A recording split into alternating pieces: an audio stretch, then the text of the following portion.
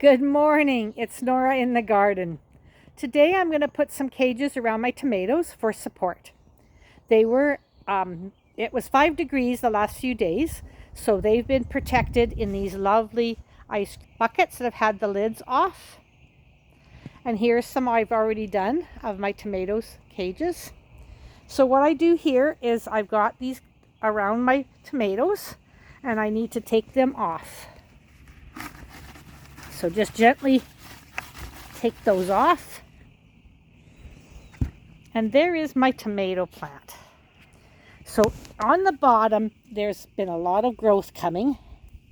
And I'm just going to trim these right off. So I'm taking off these young shoots because on the top, I want them to bloom now. So they're getting little clusters. This one has some clusters. Some blossoms, and I don't need the lower growth.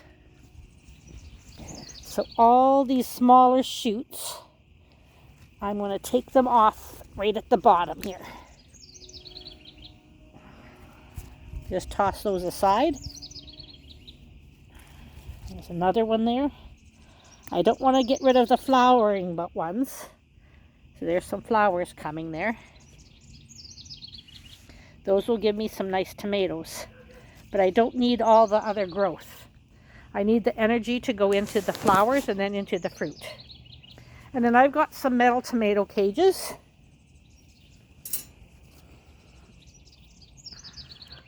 And I just take that and kind of gently, if you can see that,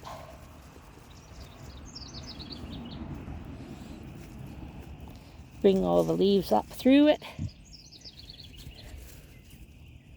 Usually I like to do this when the plant was a little smaller and younger.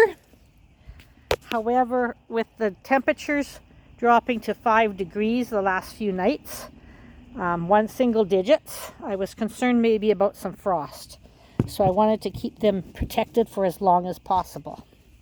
There's another big long shoot there. I'll just pinch that right off and toss that aside. There we go.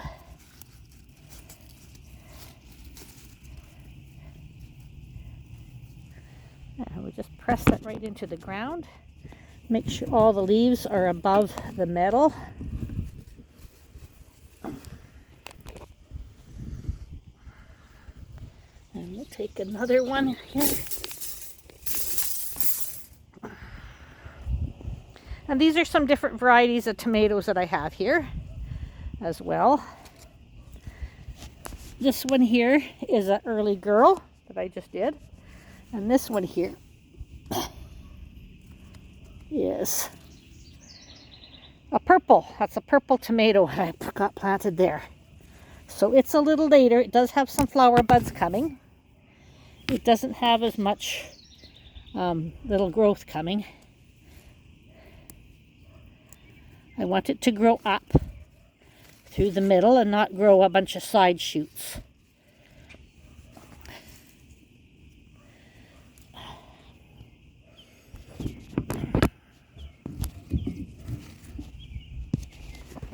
So that's how that looks.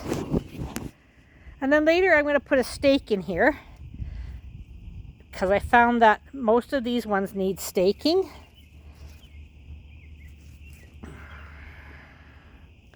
And so this is my garden. There's a row of beets there and some Swiss chard.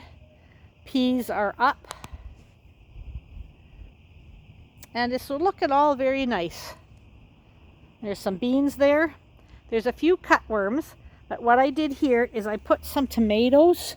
I put some eggshells along the bottom to keep the cutworms off of my tomatoes. Yeah, they like to get the nice tender shoots.